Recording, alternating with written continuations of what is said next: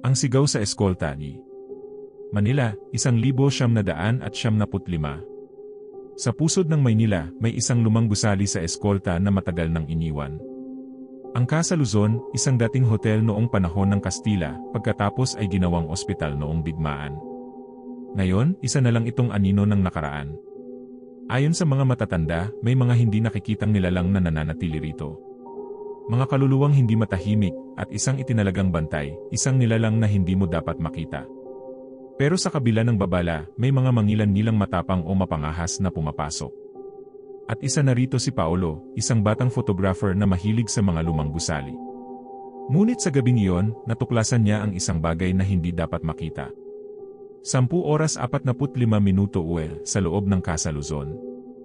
Dahan-dahang umakyat si Paolo sa lumang hagdan. Nagnanaknak ang kahoy sa bawat hakbang, pero patuloy siyang naglalakad. Click! Click! Kinuha niya ng ilang larawan ang lumang hallway, mga sirang pinto, lumang chandelier, at basag na salamin. Sa kanyang kamera, nakita niya ang hallway sa black and white. Walang kakaiba. Hanggang sakunan niya ang malaking salamin sa dulo ng pasilyo. Click! Tiningnan niya ang kuha. At doon niya napansin may isang babae sa loob ng salamin. Mahaba ang buhok. Puting-puti ang balat. At nakatitig mismo sa kanya. Pero sa totoong hallway wala namang tao. Napaatras si Paolo, nanginginig ang kamay habang muling itinaas ang kamera. Wala na ang babae sa kamera. Pinunasan niya ang kanyang pawis. Guni-guni lang siguro. Pero nang ibaba niya ang kamera, may malamig na hiningang dumaan sa kanyang bato. At may bumulong sa kanyang tenga. Wala kang karapatang nandito. Wala kang karapatang mabuhay. Biglang sumara ang lahat ng pinto sa pasilyo. Blag! Blag! Blag! Dali-dali siyang tumakbo pababa ng hagdan.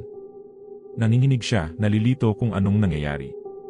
Nang malapit na siya sa pintuan, may sumulpot sa kanyang harapan, isang matandang lalaki, nakasuot ng lumang uniforme. Pale ang balat nito. Maputla. Parang hindi na tao.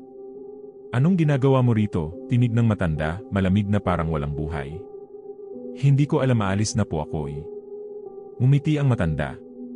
At dahan-dahang tinanggal ang sarili niyang ulo. Wala kang kawala. Kinabukasan. Isang pulis ang nag-ikot sa eskolta nang mapansin niyang bukas ang pinto ng lumang Casa Luzon. Pagpasok niya, wala siyang ibang nakita. Maliban sa isang lumang kamera na naiwan sa sahig. At nang suriin niya ang huling larawan nito, may isang lalaki sa hallway. Nakatitig sa kanya. At wala itong ulo.